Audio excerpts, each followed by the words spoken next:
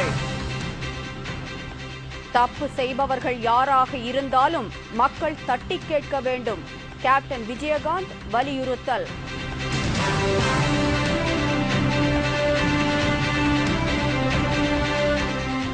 பிரதமர் பதவியை குறிவைத்து அத்வானி நடத்தும் ரத யாத்திரை பீகாரில் தொடங்கியது.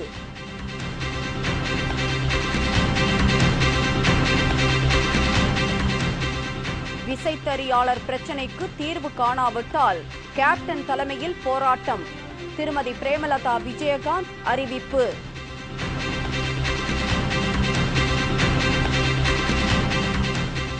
ஊழல் சொத்து குவிப்பு வழக்கில் நீதிமன்றத்தில் ஆஜராகும் ஜெயலலிதா. பாதுகாப்பு ஏற்பாடுகள் தீவிரம்.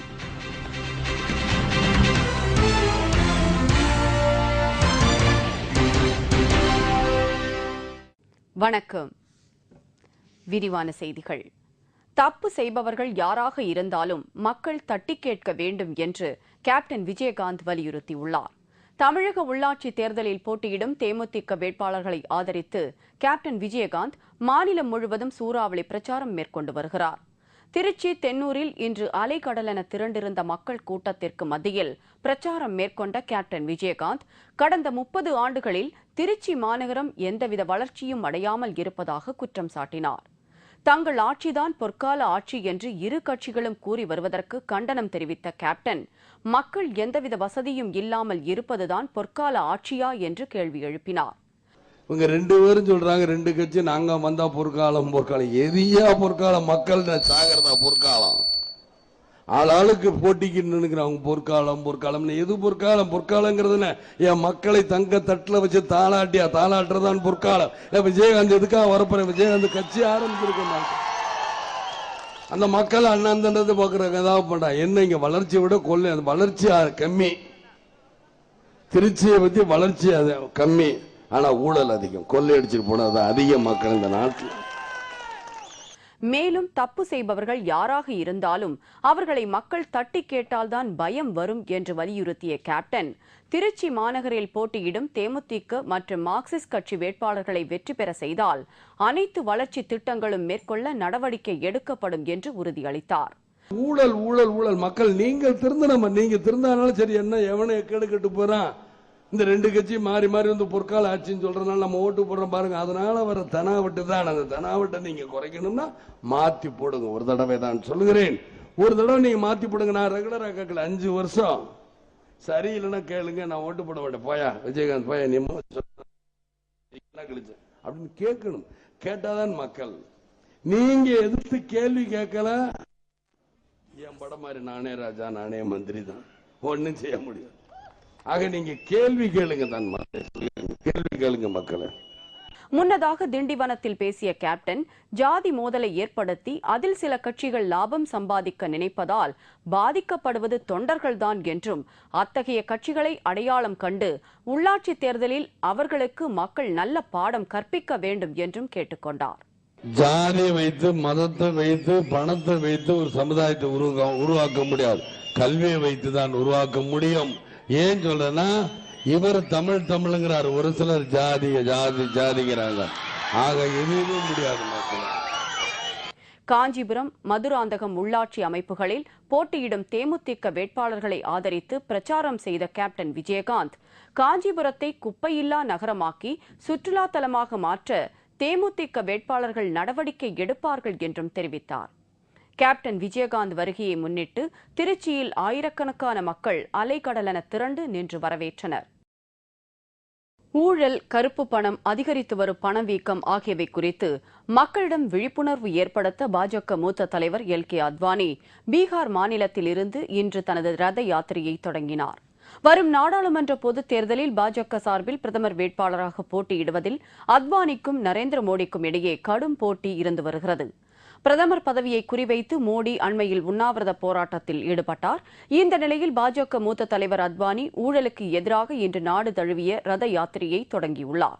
பீகார் மாநிலம் சிதாப் டைரா என்ற இடத்திலிருந்து யாத்திரை தொடங்கப்பட்டுள்ளது. சர்வோதயா தலைவர் ஜெய்பிரகாஷ் நாராயணன் ஊர் இது.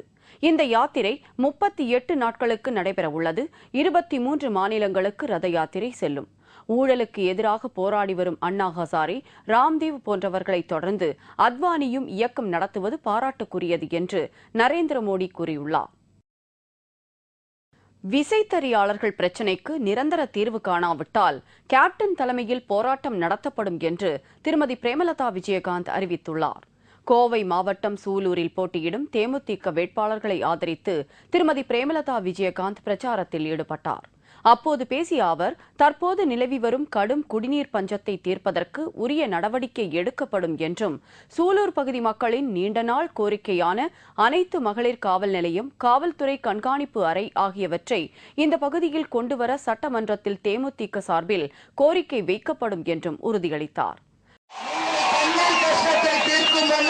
சட்டமன்ற உறுப்பினரோடு நமது வார்டு கவுன்சிலர்களும் நமது அனைத்து வேட்பாளர்களும் ஒன்று சேர்ந்து தினந்தோறும் மக்களுக்கு நல்ல குடிநீர் கிடைக்க செய்வது தேசிய முற்போக்கு திராவிட கழகத்தின் முதல் கடமை என்பது இந்த நேரத்தில் தெரிவித்துக் கொள்கிறேன். அதே போல இங்கே மகளிர் காவல் நிலையம், கருவூலம், காவல்துறை கண்காணிப்பு அலுவலகம், ஃபயர் ஸ்டேஷன் எல்லாமே, போக்குவரத்து அலுவலகம் எல்லாமே வேணும்னு சொல்லி கேட்டிருக்காங்க. உறுதியாக நிச்சயமாக சட்டமன்ற உறுப்பினர் உங்களுக்காக சட்டமன்றத்தில் குரல் கொடுத்து நிச்சயமாக அந்த பணிகளை செய்வோம் என்பதை தெரிவித்துக் கொள்கிறேன். விசைத்தறி உரிமையாளர்களுக்கான சம்பள பிரச்சினை முடியாவிட்டால் கேப்டன் தலைமையில் தொண்டர்கள் ஒன்று கூடி விசைத்தறி உரிமையாளர்களுக்கு ஆதரவாக போராட்டத்தில் ஈடுபடுவார்கள் என்றும் அவர் அப்போது தெரிவித்தார். விசைத்தறி உரிமையாளர்களின் வாழ்வாதாரத்தை மேம்படுத்த நடவடிக்கை எடுக்கப்படும் என்று திருமதி பிரேமலதா விஜயகாந்த் கூறினார். விசைத்தறியாளர்களுக்கு நமது கேப்டன் அவர்கள் என்றைக்கும் உங்களுக்கு உறுதுணையாக இருப்பார் என்பதை தெரிவித்துக் கொள்கிறேன். நீங்கள்லாம் தொடர் உண்ணாவிரதம் இருந்த பொழுது கேப்டன் அவர்கள் கொடுத்த அறிக்கையின் பேரில் உடனடி நடவடிக்கை எடுக்கப்பட்டு உங்கள் உண்ணாவிரதம் கைவிடப்பட்டிருக்கு. இந்த தேர்தல்கள் முடிஞ்சவுடனே நீங்க கேட்ட அந்த அமௌண்ட் வரல என்றால் நிச்சயமாக கேப்டன் அவர்களை நேரடியாக மக்களாக சேர்ந்து விசைத்தறியாளர்களுக்கு உற்ற நண்பர தோழர பாதுகாவலாக இருந்து உங்கள் துயர் துடைக்கிற வரைக்கும் கேப்டன் அவர்கள் உங்களுக்காக நிச்சயமாக இந்த நேரத்தில் உறுதியாக இந்த நேரத்தில் தெரிவித்துக் கொள்கிறேன். மக்களின் எந்தவொரு பிரச்சினைக்கும் முதல் குரல் கொடுக்கும் கேப்டனின் வேட்பாளர்களுக்கு வாக்களிக்குமாறு பொதுமக்களை கேட்டுக்கொண்ட திருமதி பிரேமலதா விஜயகாந்த், இதுபோன்ற பிரச்சினைகளுக்கு உள்ளாட்சிகளில் மாற்றம் ஏற்பட்டால்தான் கட்டாயம் தீர்வு கிடைக்கும் என்று வலியுறுத்தினார். உள்ளாட்சியின் மூலம் ஊழல் இல்லாத நல்லாட்சியை நாம கொண்டு வரணும். அதற்கு மக்களாகி நீங்கள் மாற்றத்தை கொடுக்கணும். அந்த மாற்றம் மட்டுமே இங்க இருக்கிற எல்லா பிரச்சனைகளுக்கும் தீர்வாக அமையும். மக்களே, இதைத் தொடர்ந்து அவிநாசி தொகுதியில் போட்டியிடும் தேமுதிக மற்றும் மார்க்சிஸ்ட் கம்யூனிஸ்ட் கட்சி வேட்பாளர்களை ஆதரித்து திருமதி பிரேமலதா விஜயகாந்த் தீவிர பிரச்சாரம் மேற்கொண்டார்.